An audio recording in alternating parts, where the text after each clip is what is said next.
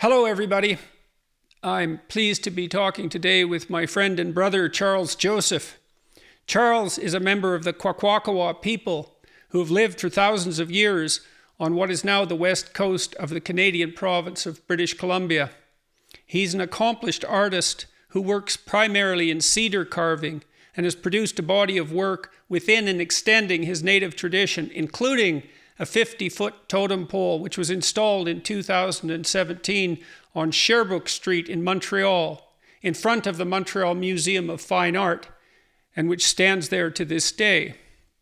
I met Charles about 15 years ago when I attended a little craft fair in Comox on Vancouver Island in British Columbia. I thought it would be all hippies and candles, and mostly it was, but my wife Tammy convinced me to go, so I did. Charles had set up an exhibit there in a tent on the advice of his wife, as it turned out, and he'd placed a couple of his carvings outside. I walked by and thought, whoever did that is a real artist, not just a hippie, and went in. I told him how much I liked his work. I always liked that style of work, that native Western style of carving, ever since I was a kid, and he showed me a photo album which contained an almost unbelievably large range of carving style and motif. That day I bought a couple of small pieces, but we made an agreement that he would send me a carving every 6 months around there, and I would buy it, and we just continued doing that for as long as we were both happy with the arrangement. And that lasted for about 10 years before we started on a more major project together. I'll tell you the rest of that story as we continue our discussion. As I got to know Charles over a few years, eventually inviting him out to Toronto, he revealed more of his history.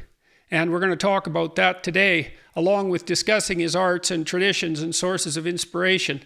I need to tell all you people watching and listening that this is not going to be an easy conversation, and I'm not saying that lightly. We're going to start by thanking the crew, Chris Wycott, that helped Charles set up this interview from inside his carving tent at Sugarcane, just outside of Williams Lake in central British Columbia. The property owner there is Daryl Sellers. Hey, Charles. Hey, Jordan. Good to see you, man. It's been a long time. Yeah, it's really good to see you. Yeah. Yeah, it has been a couple of years. Yeah. So why don't you tell what you remember about his first meeting? Oh, okay. It was in Comox, and art show was called Nautical Days, and I got invited to go by him. I was reluctant to go at first because I wasn't sure what was going to happen there. I'd never been to it. But I decided, okay, let's set up a table. And at that time, the first couple of days, there was barely anybody reaching my table. So I brought my basset hounds. And my basset hounds were there that day, and you and your wife showed up. I said, could I pet your dogs? And then you guys walked in and started looking at all the button blankets that were hanging behind me and all the art that was on the table. And from that day on, we became close friends, and I love it. Yeah, well, you told me something striking that day, or later, not long after that. I think you told me that I was the first white guy that you'd really made a friendship with. Is that right? Yeah. Yeah. The reason for that, Jordan, I was reluctant to have non-native friends because of my residential past.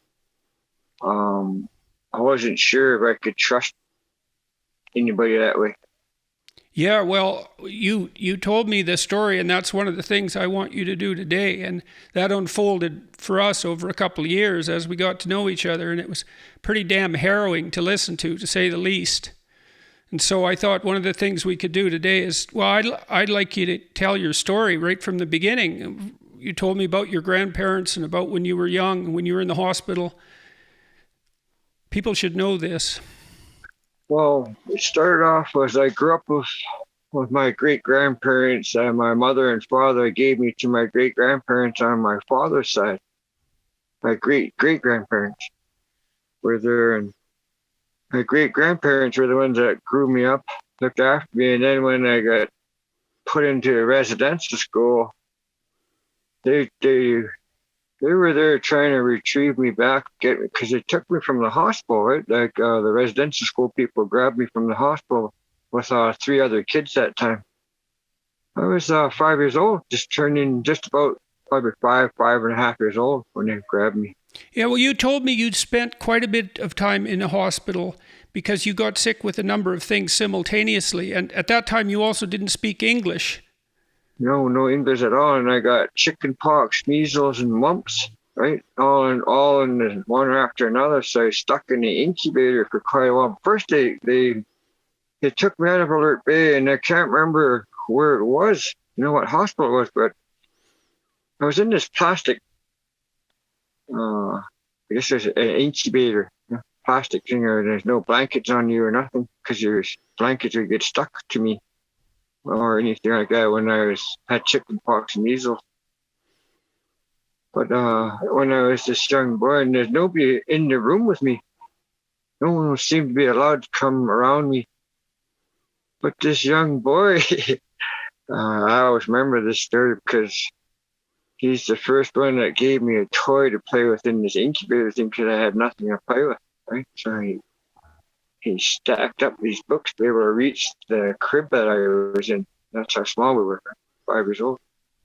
So I was in this bed, he stacked these books up and threw a toy, and he couldn't completely reach over, so he threw it in and then climbed back down off those books. And I had that toy in my hand, and I guess I was excited just for that toy and him for doing that, right? And I got to play with that toy until I got to leave that hospital. And then when I ended up back in Alert Bay Hospital, and all of a sudden I got picked up by this residential school. Well, I think you told me that you were on the dock waiting for your grandparents, your great-grandparents, to pick you up. No. I was in the hospital in the waiting room, and they were down the dock waiting for a taxi, but they got there too late, right? I was already picked up by these people, and I never knew them. And I couldn't speak English to ask what was going on and where was I going. So by the time that happened, I was in this residential school, and it was a big red brick building. And as soon as I got inside those doors, my life changed within seconds, because I got thrown to the floor and they cut my hair, took all my clothes off and put these funny looking clothes on me and shoes 4 times too big for me. And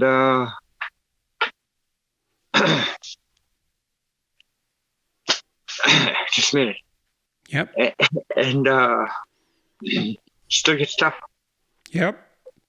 And I was sitting on my bed. They put me towards, and I wasn't sure what was going on then, because I had these funny looking clothes on, I had a haircut, and they were treating me mean. 3 o'clock came around, there was kids everywhere hanging on to my bed. Very tight, wondering what kind of hospital is this? Why is this? Why are they allowed to run around and I'm not? And these 3 boys were standing there. Hey, there's a new kid, there's a new kid. And that was me.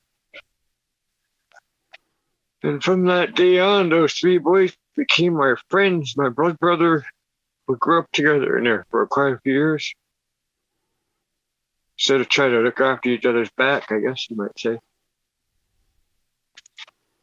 And they were teaching me the ropes of residential school and what not to do and what to do. I still never caught on because I couldn't speak English properly, so I couldn't really understand what they were teaching me. So I got whipped and strapped and thrown in a closet quite a bit because of that not knowing.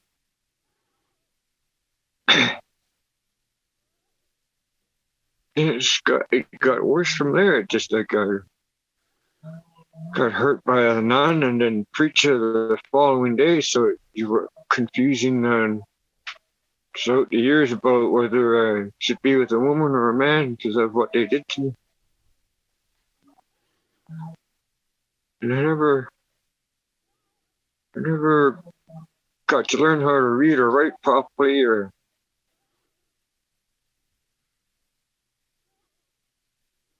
You told me, Charles, that you had a hard time finding enough to eat when you were in the residential school. The I'm only laughing because it hurts. The you could smell all the good food like corn on the cob, roast, stuff like that, and you never seen it. You didn't. It wasn't on your plate, but you could smell it and made your stomach growl really loud because you never got to eat like that. And, sometimes your porridge would be moving and you the same porridge for days until it's all gone, and they wouldn't change it or renew your big pot of porridge until you ate it all. And sometimes your bread should have been thrown away, but they gave us for sandwich bacon, and all you had was peanut butter. And to this day, I have a hard time with pickles and peanut butter because that's all you got for your sandwich and your lunch. There's no apple, oranges, or juice. No, it was just that and water. And the water came out of the tap from the school. You said you used to forage with some of the kids for eggs and so forth and try to cook them under the hot water taps. We used to crawl around on the beach, man, like sneak out at night and go down and get mussels off the beach. I don't know why I knew that. But we get these little mussels and then we'd put them in our T-shirt and fold our T-shirt up like a bag so we could carry it in and sneak back in with it.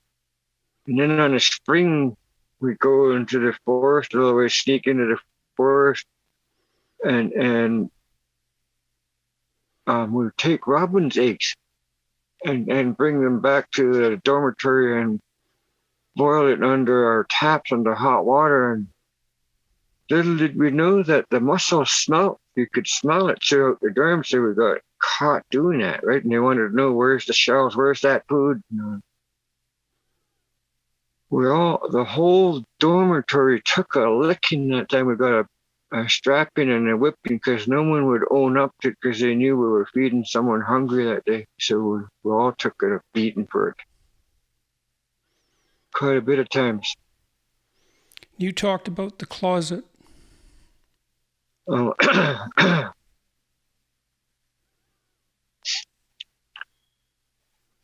when they were done with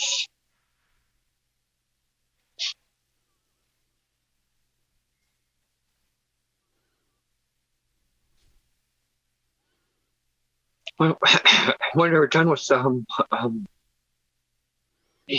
molesting you, they're throwing you in a closet for five days. Dark closet where you can't stand or sit down properly or lay down. You just sit there with your legs bent up to your chest. It's real dark in there. And when they pull you out of the closet, it's so bright out that you black out for a while. Then you wake up on the floor getting kicked around. Get up, do your chores. Or you'll get put back in there again. Then you're waking up from being kicked around, and then you don't even know what your chores are because you're blacked out when they're telling you what they want you to do. So you get into more trouble because you don't know where your chores are, what you're supposed to be doing. How long were you in the school? I was in there for 9 years. Probably 3-4 years of it, you weren't allowed to go home. What did you think about your family not being there? I never really thought more of them. I thought, what did I do so wrong that they left me there? I couldn't figure out what was it that I did that they put me in such a bad place like this. And then witnessing, probably the third time they tried to come around to come and get me, and I seen the RCMP escorting them away from the residential area and escorting them right down to the dock. told them if they came back, they were going to be put to jail, come back and try to get me. So they never ever came back. So I seen that. So before I seen that, I was blaming my grandparents and my dad because that's who I grew up with. I was mad at them for leaving me in such an awful place and then wondering why they left me there. You know? With the help of my older relatives that were there, made it a little bit easier at the end, because then some of the native people started getting hired to work there at the end of the one before it closed. But before all that, there was pretty, you start to wonder today, where do they find all these mean people, to be like that? And then the other one is how could I be like them as supposedly a Christian or whatever, and treat people like that? I'm sort of more drawn away from that than want to know more about it because of those reasons. I don't believe in God. I don't believe in Jesus. I don't believe in it because if there's such a thing, these things wouldn't happen to us as kids. You said recently when we talked that there's been news in Canada about unmarked graves found outside residential schools again, and you said that although you'd recovered from a lot of this to some degree and weren't having nightmares about it anymore, that sort of brought it back. And then you told me some pretty terrible stories about that situation too. When I met you, Jordan, and a couple of other friends, I started working on things because I trusted in it. I trusted in the words that you were asking me to do. I trusted that because we were friends for a long time, and I started working on myself without going to a treatment center or places like that, because I would do things culturally.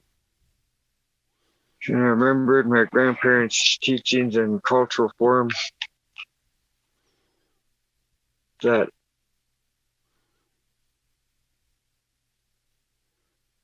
it made it easier for me to live my life without feeling like that, because stinking thinking sure can kill a person inside out. You won't even know that I'm hurting. Because as a child coming out of St. Mike's, you start to learn how to cover up those kind of pains and cover up your tears, because you don't want people to know. Because you feel ashamed of yourself and you dislike yourself for what happened.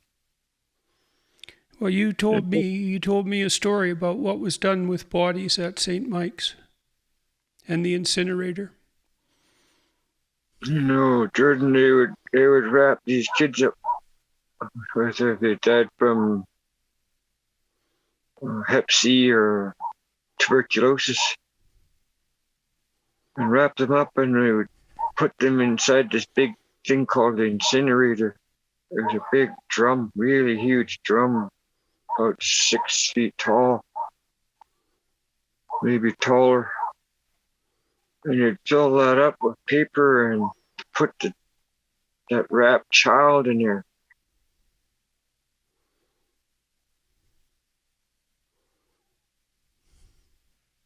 And they would make us light that fire. And the whole town would stink. The whole place of that area would stink. You could smell the body burning. Charles, you must be, how old are you now? You're 60 something, eh? How old are you? 62. So you had a long time to think about this, Charles. Why in the world do you think someone would do something like that? Do you have any? That comes from Jordan. I've never, I often thought about that. Where does that much anger and pain come from? How does it grow like that, And then I wonder, how come these people never got put in jail for what they did wrong? You know, if that was me doing that, I'd be in jail for a long time. Or condemned from the world. You can't get a job and you'd be on TV saying, oh, this guy's a rapist or a molester. But these guys that hurt us, not one of them are on pictures on that stuff. Not one of them being shown that these are the guys that did that through Christianity and hiding behind that skirt. So that's the things I think about, Jordan. How come they never got charged for that? How come they didn't do time? Here we are suffering for the rest of our lives. And then when you talked about what happened, like these bodies that they're finding today, nobody believed us. We were called liars. That doesn't happen. People like that don't do that. You know, and that's the truth is coming out slowly, but there's more to it. You know, there's going to be more to it. Like how many of these people, young ladies that were in there that had children from them being raped and molested in there, you know? Those are the things that still have to resurface too. None of that has been brought up.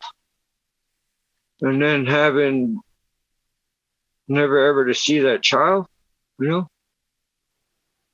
Those are the things that still haven't surfaced, and why they're not doing that, why they're not working with these women that are hurt so badly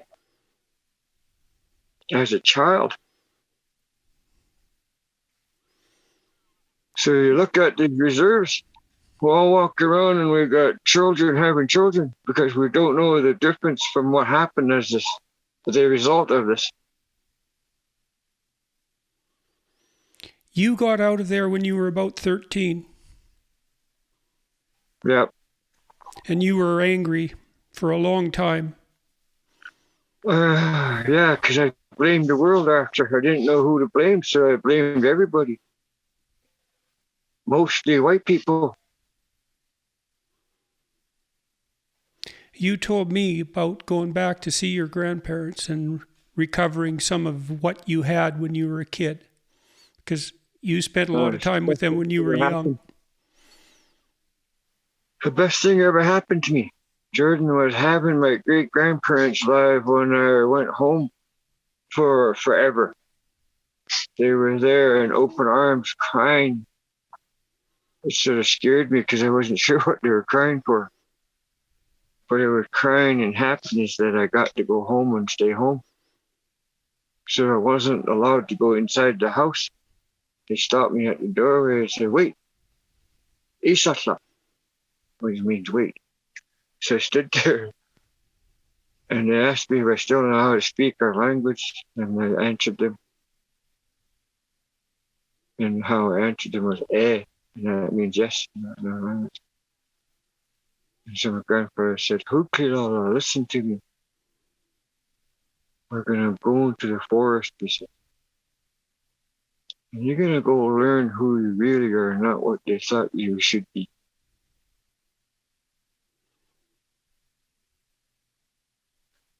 I was really scared. Wasn't sure what was going to happen. So as we were entering into the forest, my grandfather asked me to take my residential clothes off and leave it right there, wherever it comes off. So as we were heading up this creek behind Sam Charlie's house, Siki's house, Chief, there was a creek behind her house, and it went up towards back of the reserve. And there's these 4 big trees that were there, and a spot to sit in the middle of these trees. He brought me there, and he sat me down and put a blanket on me.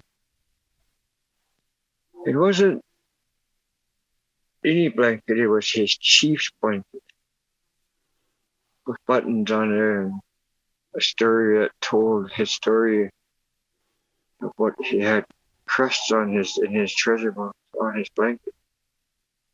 So I was very proud to wear that. And I sat there, and he gave me a pebble, a feather, and a rattle. And I'm sitting there trying to figure out, well, what are these for? And my grandfather says, you can't leave this area at nighttime. You've got to stay here no matter what. If there's ghosts or things that scare you through the night, you use your feather and your rattle and you pray with your feather. You ask your spirit people to come watch over you. And you use your rattle to prepare the ground so that the spirit people can come and look after their circle where you're at. When you get dry, son, don't leave the circle. Put that pebble in your mouth. It'll help your mouth stay moist until you're done with what you're doing. Until you're allowed to leave that area and go have your bath and have a drink of water. So I did those things. And then after about the fourth day, these trees were talking to me. It was amazing that these trees were talking to me in our language. And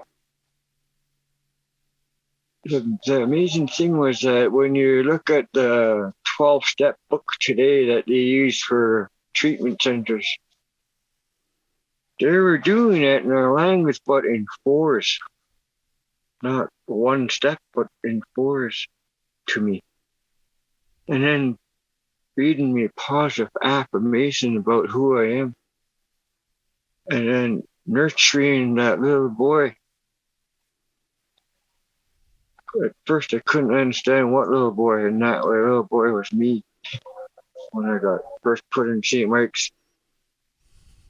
And then worked my way up to being able to handle what was going on in my life without hurting myself and watching other people suffer the way they suffer today, and knowing that there's just a little bit of comfort that you could find. You stop that stinking thinking for all, right?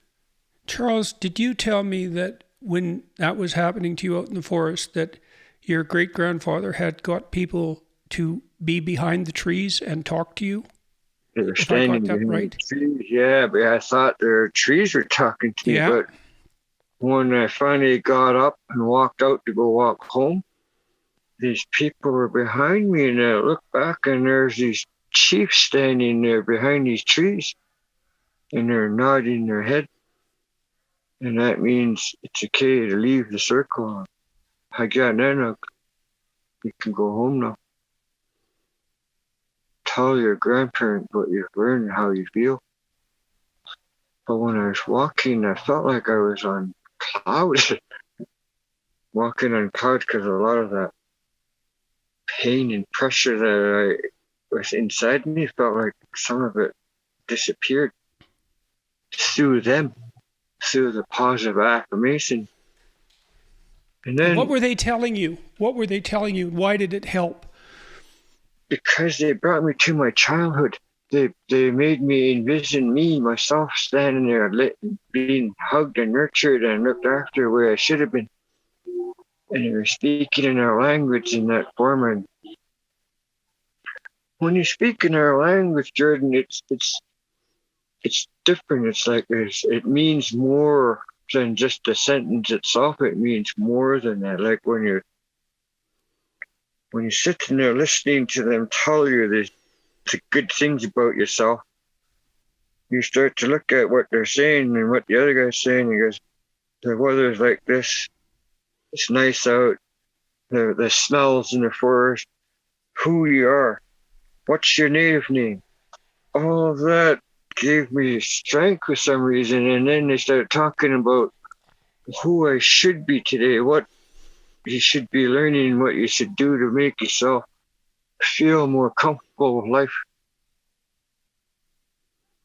And to meditate to the spirit people about strength and be able to learn from what it is that you're doing here. Why are you here? And why I was there was to let go of this pain that I'm carrying still today, but to be able to live through it without hurting myself or others. Charles, can you talk more about what happened to you in the residential school? I know these are terrible things to talk about, but people need to know.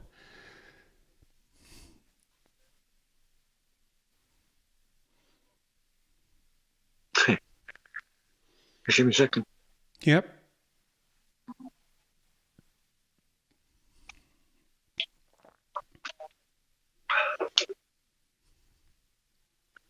Water's healing.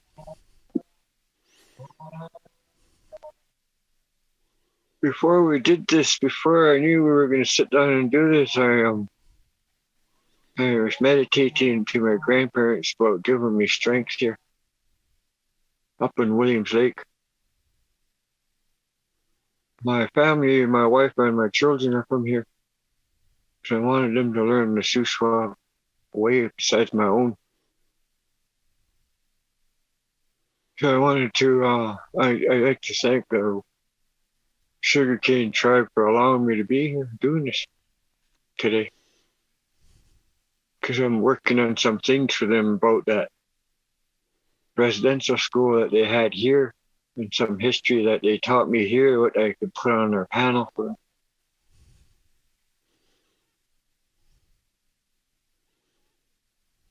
First of all, I think if you could think of all the abuses you can say in English or whatever, it happened in here. It really happened. And they hid it so well that people didn't even know what was going on right next door to them.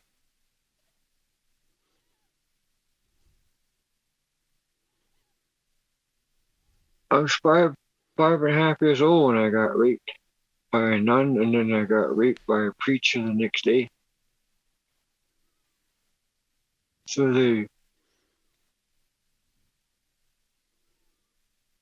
sort of shut me down. I didn't want to be around that. I didn't want to be hurt like that. I didn't want to live like that.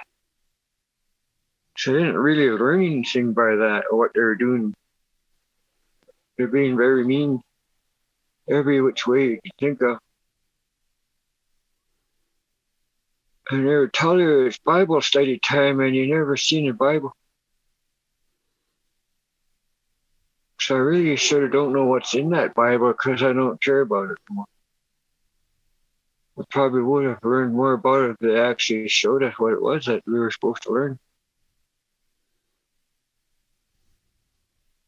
But you get brought down to the boiler room and they would just rape you and molest you and make you do things to them. If you don't abide by their rules, you're going to either get really hurt or you're going to be a memory. As a little kid, you get really scared of that stuff because you don't know, there's nobody there to help you. There's no parents to stop them from what they're doing. There's nobody there. Not even another child could help you because they would just get hurt with you.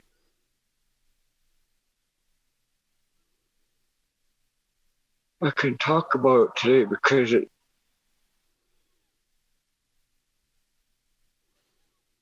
not happening no more, and I don't allow that around my family, and I don't wish that kind of pain on anybody, not even my worst enemy. I still, when they found out about these graves, I started having bad nightmares all over again. I started sweating really bad, my palms. And I wake up mad because of what I was dreaming about. Hey, Charles, do you remember when we talked about your dreams a few years ago and you were a little kid in your dreams? And you told me you hadn't looked in the mirror for 40 years, that you wouldn't look in the mirror? 22 years, Jordan. 22 years I wouldn't see myself in my face or anything because I was ashamed of myself. And So I thought you practiced looking in the mirror to see how old you were, and your dreams started to update?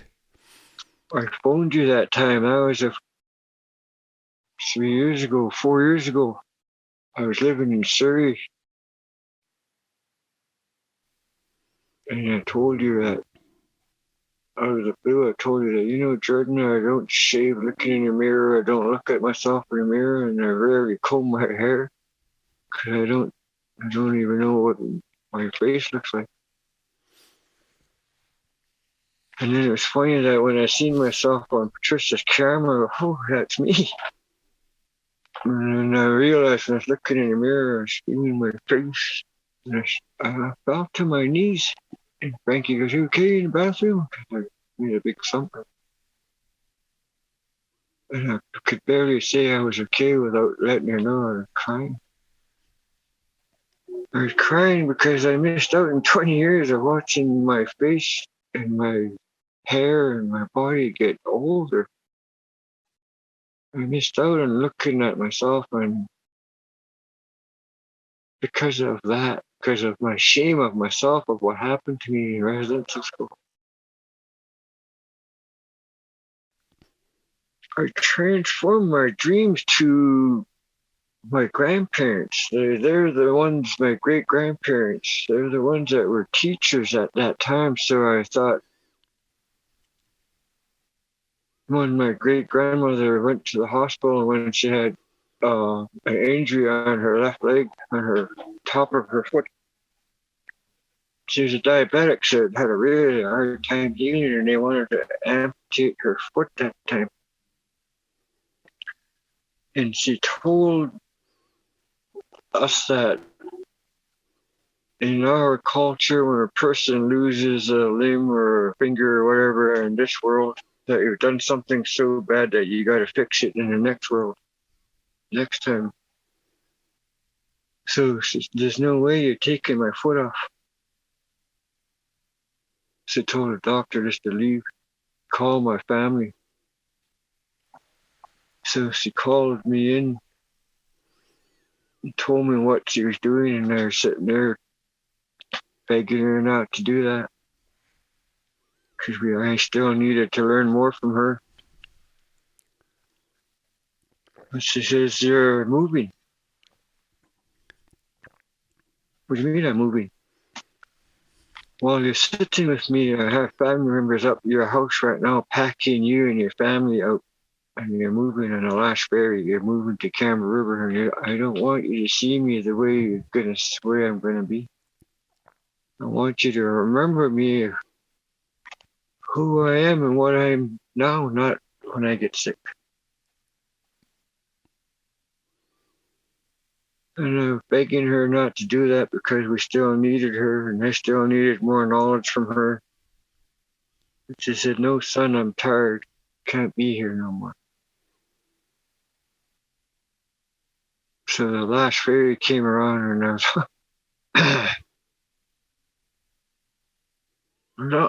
was on the ferry, wondering what the heck I'm doing. Why am I leaving? And that was what she asked of me to do, so I left. And then when I came back for the funeral, I don't know.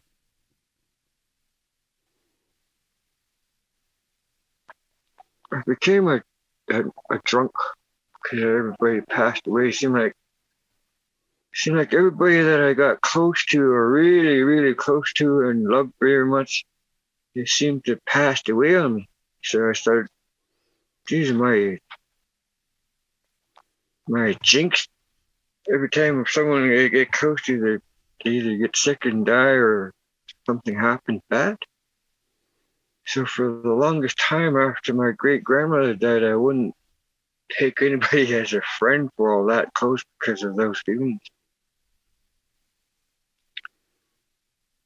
And that's how I lived for all this. I just sat and closet drank, and then started drinking with the street people for a few years. And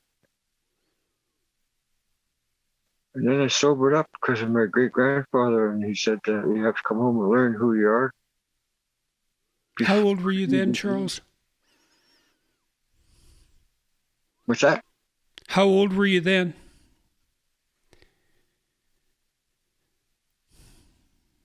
17, 17. I was still underage. 17, 18 years old. And then not too long after that, they passed away. So I was having a hard time with that because I had nowhere to go and sit and talk to anybody no more elders to learn from. That's how I felt for a while. Because I closed myself in and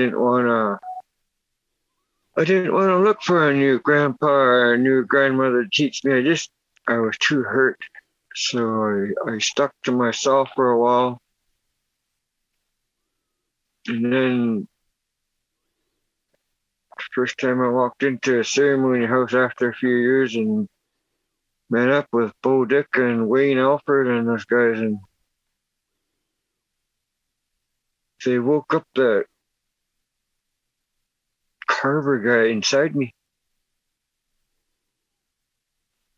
And since that time, I just started looking forward on how to look better and feel better for myself and looking for people that are positive so I could inhale some of that positivity, and learn what it feels like.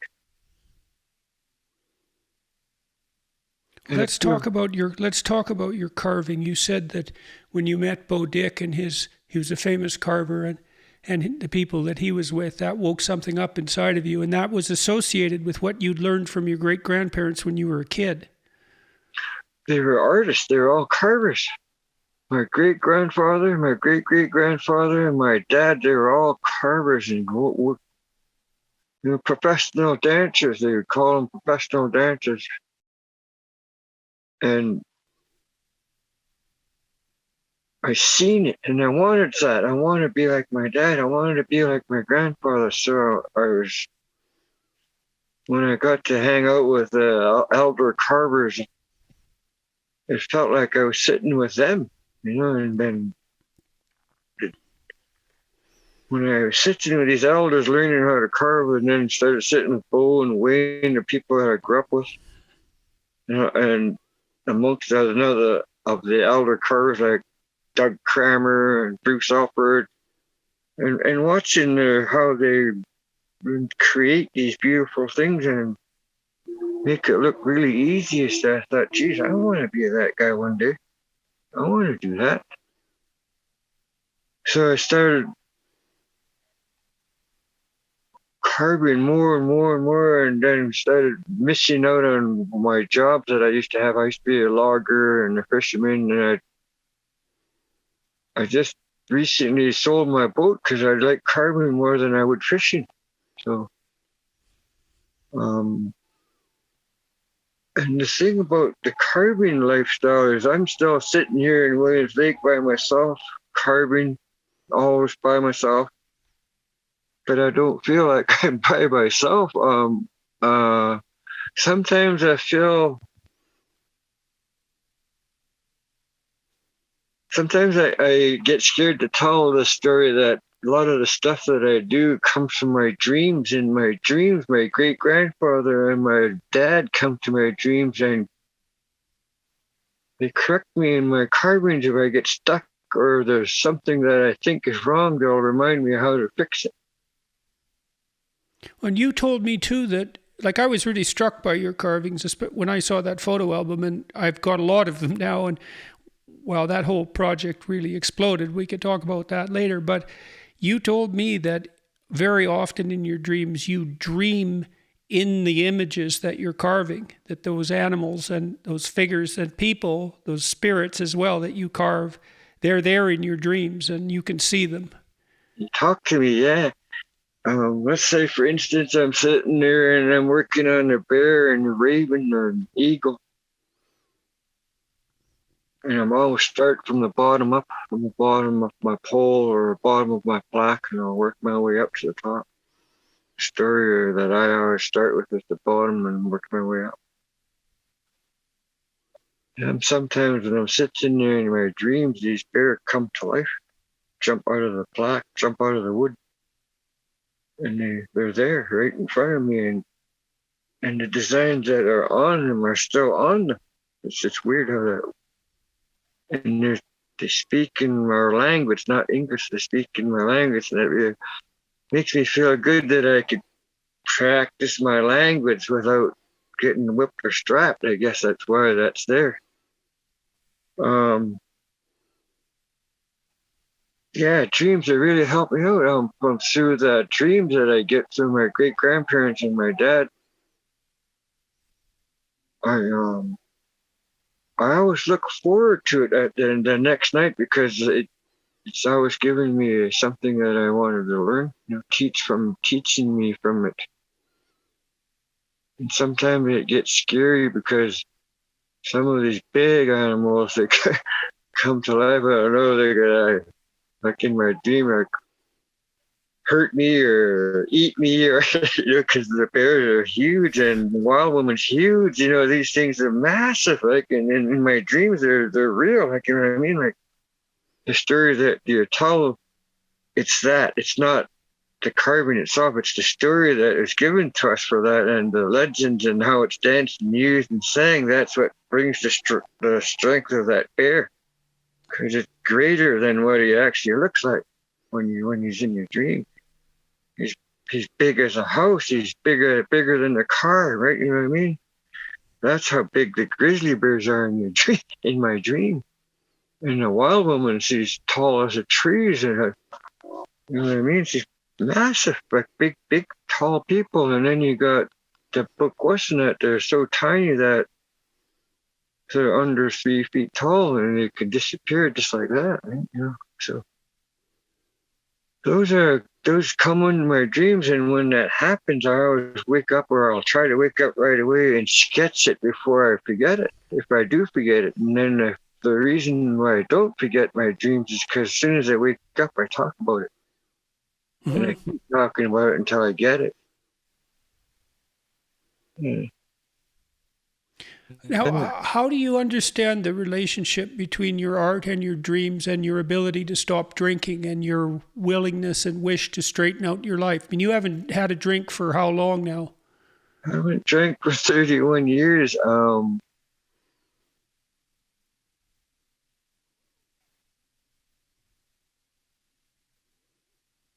I think the reason why I quit drinking and drugging was because it didn't go hand in hand with what I was doing with art and culture. It wasn't there, right? It didn't have those feelings that you have when you're sitting around your art or watching the dance go on or the singing. It means more to me when I'm in cultural. It feels like it's my church. Let's put it that way. I think that's how I want to put it. It feels like I'm in my church when I'm doing these things. It feels like when they're singing and the drums are going and there's from young kids to our elders, and when our elders walk into the ceremony, how whether they're on a wheelchair or they got a cane, that just gets put down, and it's like there's no pain in that elder because of that singing and drumming. It just Okay, this is how my great-grandfather told me one time, is that you draw the energy from your guests, and then when you're dancing, you give it back. So that energy is going around like this to them, through your guests, and then on the floor to the dance, and then back to the guests, back to you, back to them, like that. The energy, a positive feeling, good feeling, just goes around and around and around, and when you leave feeling like that. Like you're that dancer, you're that singer, you're all of that by witnessing that. And I think you witnessed some of those feelings that we've done at your house and plus at our ceremony place back in Port Rupert when we had our potlatch. And that was like I was in my glory when those things go on. Makes me feel really good. None of that, my childhood pain surfaces when I'm in that zone.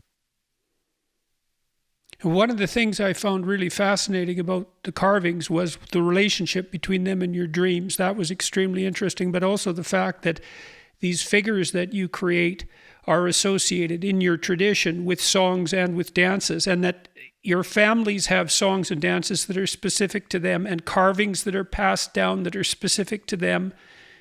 It's very remarkable. And so maybe you could talk a little bit about that if you would. Geez, that kind of art goes back generations after generations, but we're always told when you first get put into a dance or a mask and your name is you're not the owner of it, you're just a carrier of it. You're carrying it for your chief, your family, your treasure box. So when you put all of that in one box, like the treasure box, you start to look in there and see what your family, how it started, where it created from. Why does it belong to us? Why don't we use these ones? My grandfather used to always say, when you learn who you are, son, there's no end to learning. So when you're doing cultural work, being a native and doing cultural things the way we do to be a survivor or a hunter, fisherman, or just being a father. Those teachings are inside those carvings.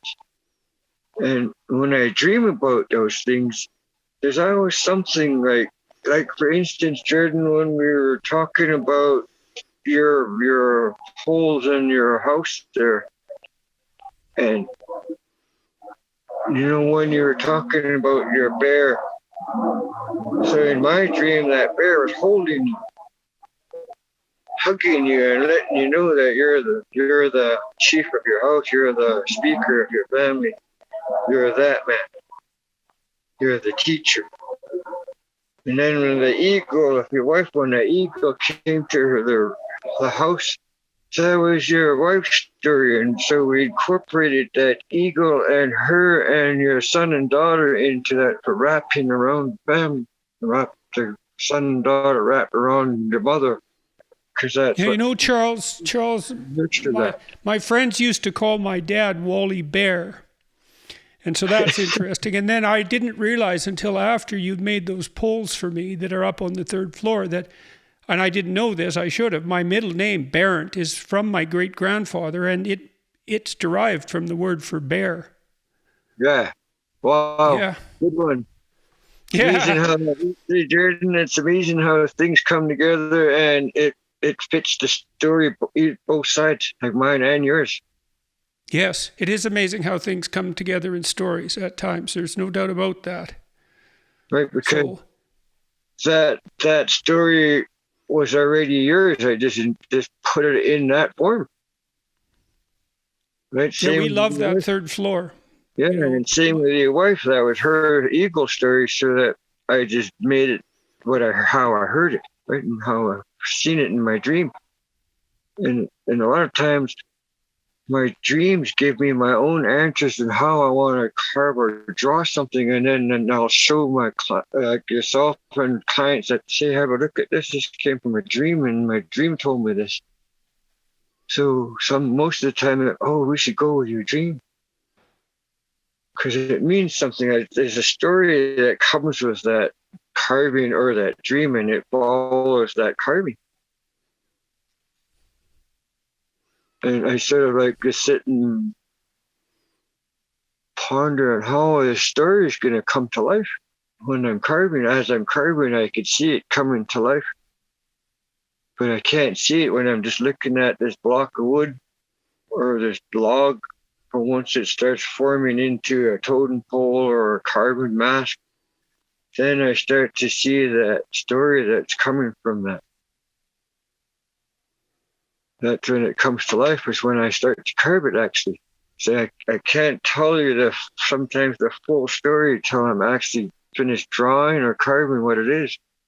Because as I'm doing that, I remember stuff in my dream, what they're saying to me, and how I should say it in English. So when you came out to Toronto, we started to talk about my third floor. Tammy and I had kind of had this weird dream of putting a log cabin on the top of our little house in Toronto. And, it's an absurd thing in some sense, but that's really what happened, because the whole inside of that now is wood from my great-grandfather's barn, and it's full of your carvings. I think there's 30 of them up there, a lot of them from the potlatch that you hosted on Vancouver Island, and that we had the privilege of attending, which was an amazing thing, a completely amazing thing. And when you came out here, we won't mention who he was, but I introduced you to a good friend of mine, and he commissioned a lot of work from you, including that huge totem pole. And so maybe you could tell the story about carving that 50-foot totem pole. 54 feet. Yeah, 54. 54 feet, yeah. 54 feet with the horns on and stuff. It started off with when you first brought me to Toronto, and then we were talking about Shamey, and his name is also Charles. Another rest.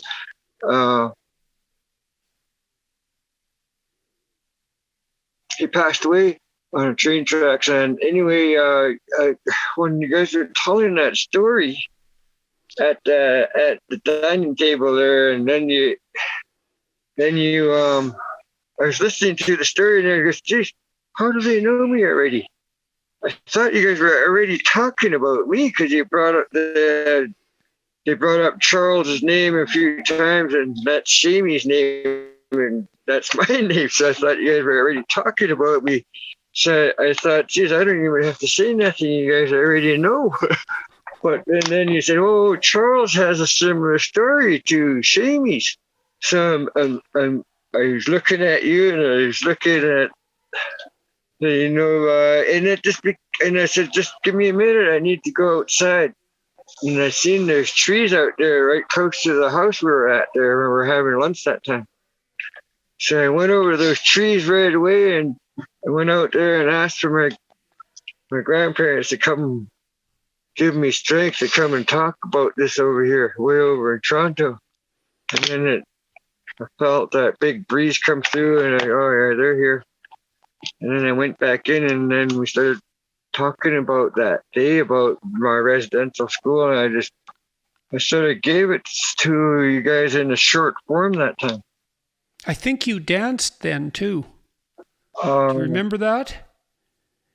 It wasn't long. No, but it was really striking. Yeah. I was really amazed to watch you dance, because you fell into it in such a deep manner that it was immediately entrancing. Yeah, it makes you feel that way. That's why I love the cultural dance, the way we dance, and how we use our mask and what it is that I carry for my family today. It's the hamaza, right? And that's a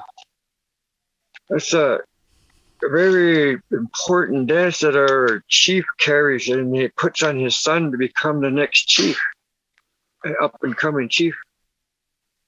And I was really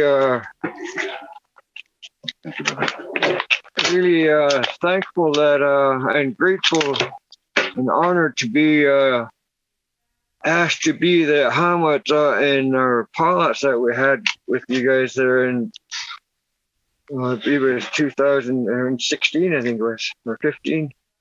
But that was from the Joseph side of the family, and that was my great grandfather Billy Joseph chieftainship. And my auntie and uncle asked if I could be that dancer that day, because we wanted to put it on my son and then put it on their son, because it belonged in that side of the family, but the family said we want it on you. I mean, I sort of got thrown back by that, because I thought they would point at my son. But they said, no, we want it on you first so you could put it on him later down the road. Oh, but it belongs to your son. He says, no, we want it on you. My son can't dance. My son's not ready for culture.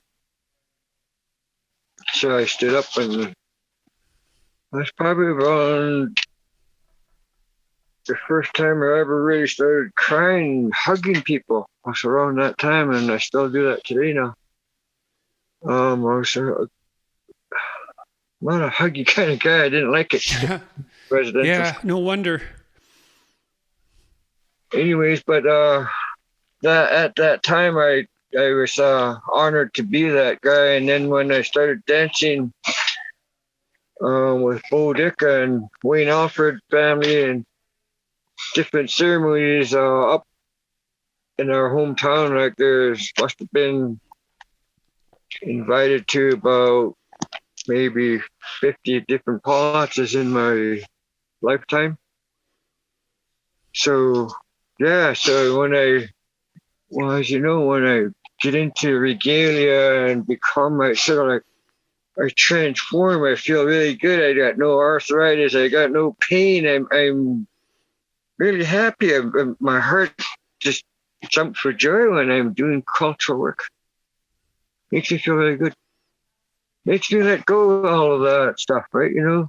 Yeah, well, it puts you in a different place. It's partly why I like having that art around. Well, and good art, period, because it has that capability to that beauty and that depth to take you somewhere better. Yeah. Now this pole, you carved some Christian religious figures into that pole. Okay. I'll tell you a short story on starting from the bottom of the pole. The bottom of the pole is the owners of the pole and family. I'm still not allowed to use names because of the media and stuff. So, but anyway, and then after that it's a cedar rope carved like a cedar rope underneath at the bottom of the woman's legs, and that cedar rope is for safety of wherever that pole goes. I feel because us as Kwakwaka'wakw people, we use cedar bark for dancing and for ceremony and for healing. So that's why I put that there. And then there's a woman on top of that cedar rope, and she's kneeling down, and she has her arm out. And under each arm, she's got a boy and a girl, and then that's welcoming the kids home from residential school. And then above that, it's a whale, and on the whale, it has faces on that whale, and those faces represent the children that got adopted out and never got to come home and be themselves. And why it's on a whale is because that whale goes around the world and comes back to where it belongs. I thought that was fitting that the children did that, went somewhere and then came back and didn't feel like they belonged though.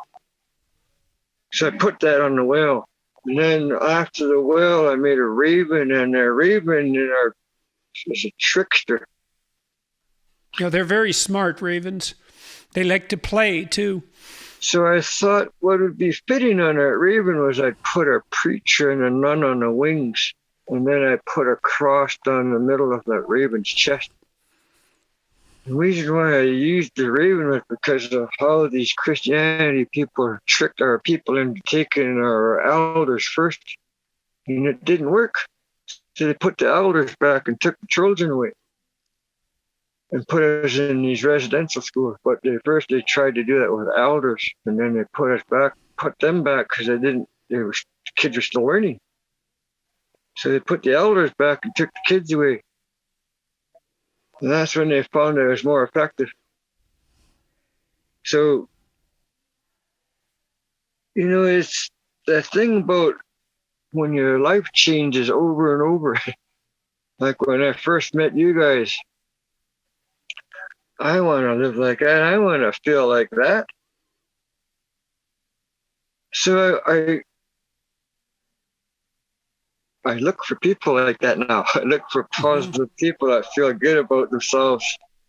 And I'm not trying to brag or anything, but it's good to feel like that. It makes me feel good that when I'm like that, I can carve happy masks. I feel good. I'm not frustrated inside or hurt inside where my mask's gonna feel like that, right? Or my carving.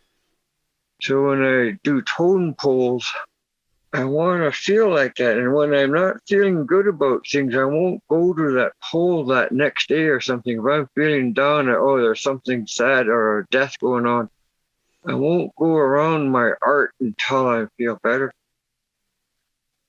And I don't know why I do that. It's just something out of respect for the spirit people, out of respect for the teachers that taught me the art. I guess that's learning how to deal with respect in that way. Well, learning what to respect too. I mean, Yeah, look, there's with alcoholism, there's a scientific literature on alcohol abuse, and one of the most effective treatments for alcohol abuse is spiritual transformation. It's the only treatment, so to speak, for alcoholism that's really been validated. And so that's really quite something. And you said that you found something that was more important fundamentally. I mean, there's more to it than that, but that's to be taken seriously. I quit drinking when I was about 28. And the reason I quit was because I was writing. Well, there was a couple of reasons. I was having kids and I wasn't going to drink when I had little kids. That just wasn't a good idea. And, the only time I was doing things that I would be ashamed of the next day or a week later or something, it was always if I was drinking. And so I thought, well, maybe I don't want to do things I'm ashamed of anymore. But also, because I was writing, and I was writing about mythology and stories and all of that, it was very hard work and very emotionally demanding. But I couldn't do it well if I was hungover. And so I thought, well, which do I want to be? Do I want to write this book or do I want to be hungover? And so I stopped, and I stopped for 30 years, I guess. I drank a little bit again when I was in my early 50s, but I quit again after that because I found that even though about 25 years had gone by, if I drank again, I usually drank too much. And then I, was likely to do something stupid. And I thought, well, no, it's just not worth it at all. It's not worth it at all. Yeah, I'm laughing with you. Yeah, no, I understand. And so how many people worked with you on those big poles that you produced? I mean, you produced some 8-footers for me, 8 and 10 feet, I guess. The welcome figure must be 9 feet about. When I worked on your stuff, Jordan, there was just the family, me, Oceana, James, and Frankie. And when I worked on that big 54-foot project, there was Oceana, James, Frankie, myself, my brother Leonard, my brother Gordon, my late nephew Johnny, and my nephew Mike, and Orbit, Leonard Jr. And it was like I've always done. It was always family effort, right? I make sure I keep my family involved, and so they keep in touch with culture. And then when we had that ceremony, a lot of my family members didn't make it, but when the ones that did make it, they were never, introduced to the culture because they lived in Vancouver all their lives or urbanized. So when they got to come home, it was a big teaching to them too, right? Because they never ever been involved in it. So it's good to see that it works. Was it good for them to do the carving? Oh, geez, you should have seen how they felt when it got stood up. They were so proud of being part of that. You know what I mean? And I was proud to see that, how happy they looked when they seen the creation that we did together as a family stood up somewhere where we're never going to probably go again, Who knows? Yeah, that was it. And so what do you think about it being in Montreal and the busiest street there? Pretty much Sherbrooke's a major street. I mean, it's one of the main streets of Montreal. It's a beautiful street, and it's in front of the Museum of Fine Art, which is really something because that's definitely one of the finest museums in Canada. It doesn't look like it's going anywhere soon. No. Well, I mentioned to them that, one day you guys should return this pole and get your own. But, and I tried to approach them with another idea as I would like to take a log there to the Mohawk people, a raw log, and then work with the Mohawk artists and see what we can come up with. Mm-hmm. And that's one of the ideas I had, just so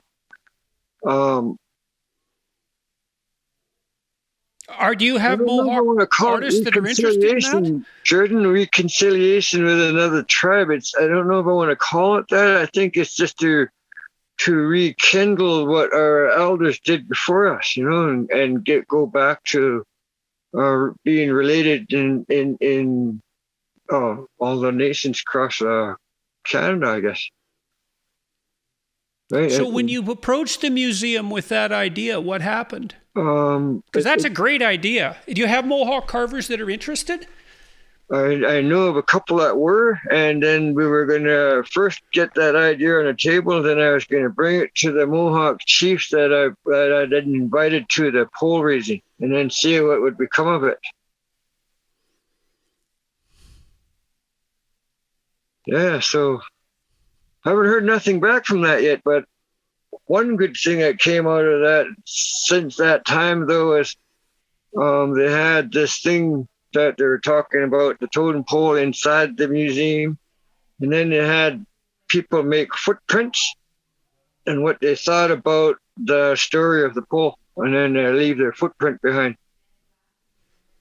I think that's one of the things that they did there. And then on the 30th of last month, they went national with the story of the pole. I haven't got any feedback on my site and stuff about it yet, but soon, I guess. So can I ask you a political question or two? Yeah, why not?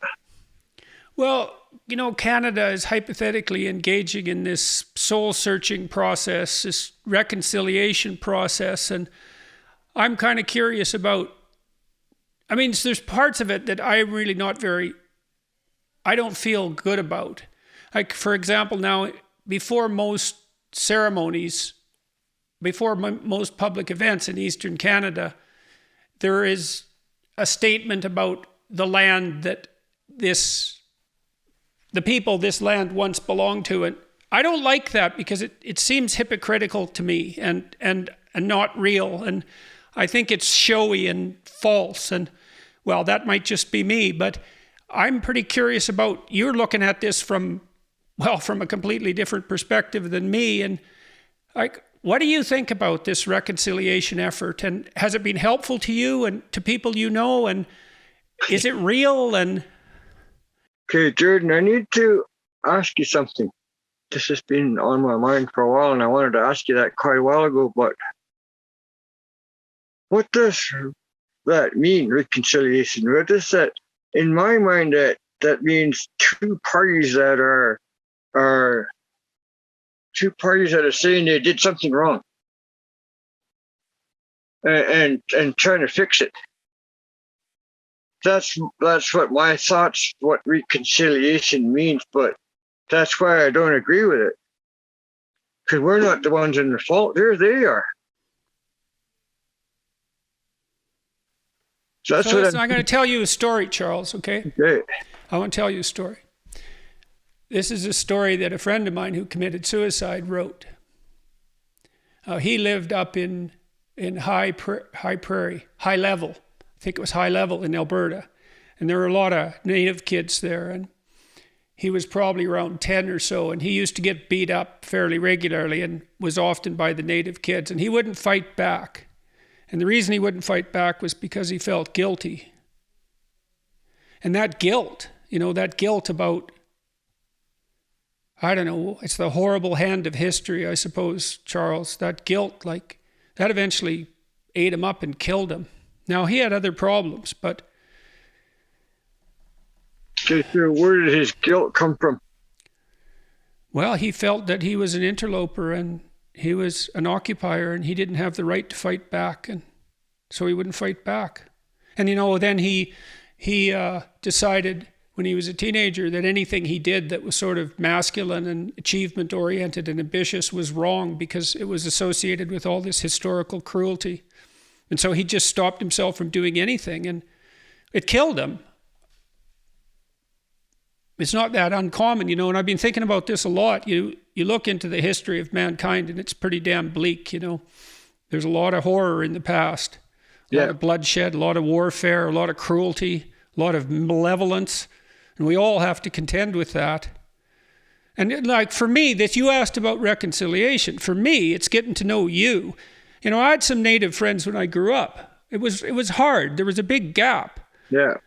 You know, I'll tell you a story. I'll remember this, man. So I had this friend, off and on friend. He was a Native guy. His name was Dennis Helly. I think Dennis is still alive. And we kind of had a friendship in grade 6. And he was a big, rough kid. And I was a bit afraid of him. But he was a good guy, good-looking kid. And he was smart.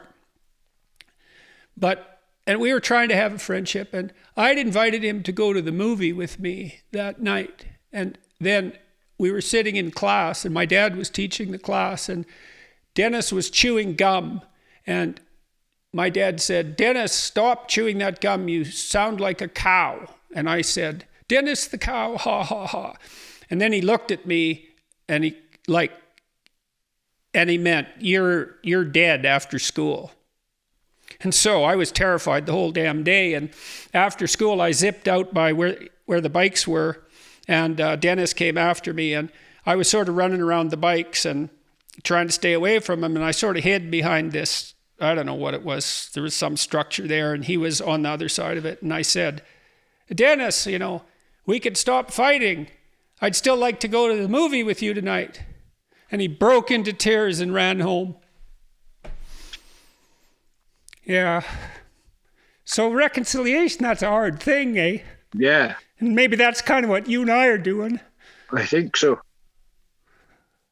But what I wanted to know... It's not easy, you know, no. Because there's a lot of bad blood and there's a lot of horror and none of us really know how to do it.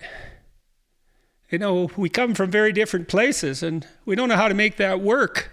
It's not a simple thing. Or why it happened, you know? Why are we so separated? And then the greatest thing is now we're together. Well, that's something, isn't it? And the totem pole's in Montreal, and that's something too. We're not just friends, we're family. Yeah.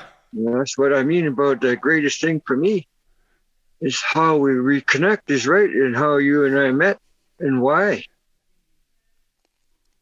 You know, I think a lot of this sort of thing has to be done at the individual level, you know.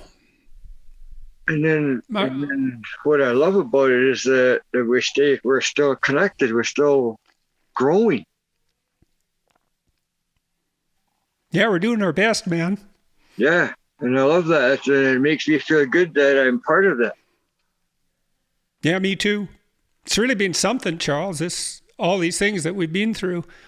It was hard. I've been sick for about 3 years now, and I haven't talked to you much. Didn't have the stamina for it.